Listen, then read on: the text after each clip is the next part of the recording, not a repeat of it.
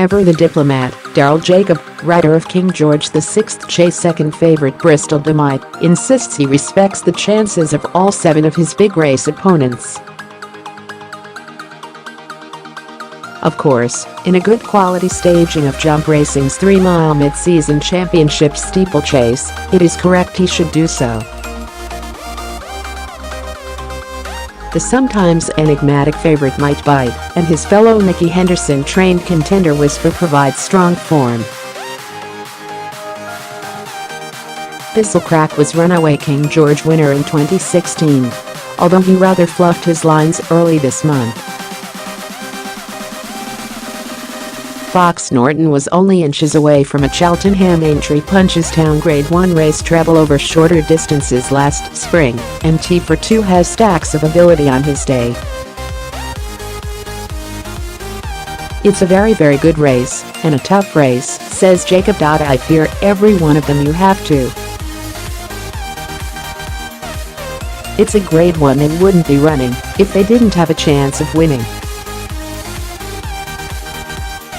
Our horse has been a great horse for us already, and hopefully this is the next chapter.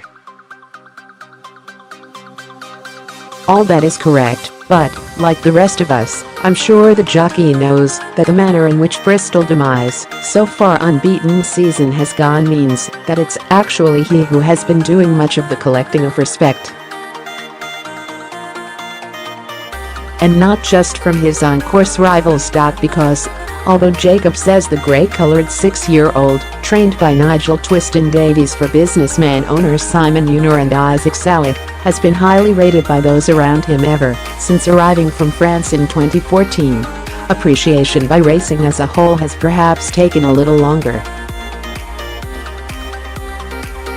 Though some still remain unconvinced of his star quality away from reins off and going, for many others perceptions have changed this autumn.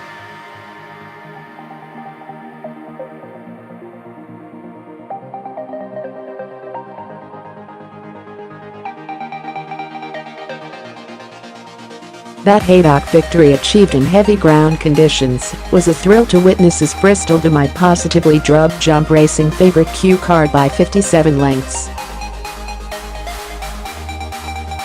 It also represented success in the first leg of the Jockey Club's £1 million Steeplechasing Triple Crown, the second and third legs of which are the King George and Cheltenham Gold Cup in March. So the stakes are now higher than ever. Reflecting on Haydock, Jacob, who's contracted to ride as first-choice jockey to the ever-burgeoning string running in Unors and Salad's green silks, said, from the saddle, "It was very good. I thought he'd improve from the Charlie Hall at Wetherby, and he duly did. Conditions were A1 up at Haydock, and he's jumped and galloped brilliantly. It was very special. So how essential is that soft ground, which is, incidentally, forecast for Kempton on Boxing Day? He's best on heavy going, because he gets other horses out of their comfort zone, but he has one on good, and he has one on good to soft. All sorts," Jacob says.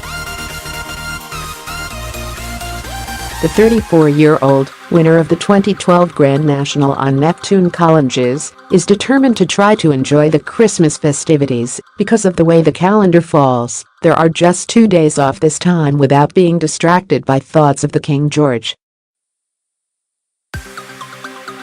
It won't be easy.H, he says. Ruby Walsh always summed it up when he used to ride 5-time King George winner Cotto Star every year, and said half his mind was on racing on Boxing Day, and half is on home with his wife and his children.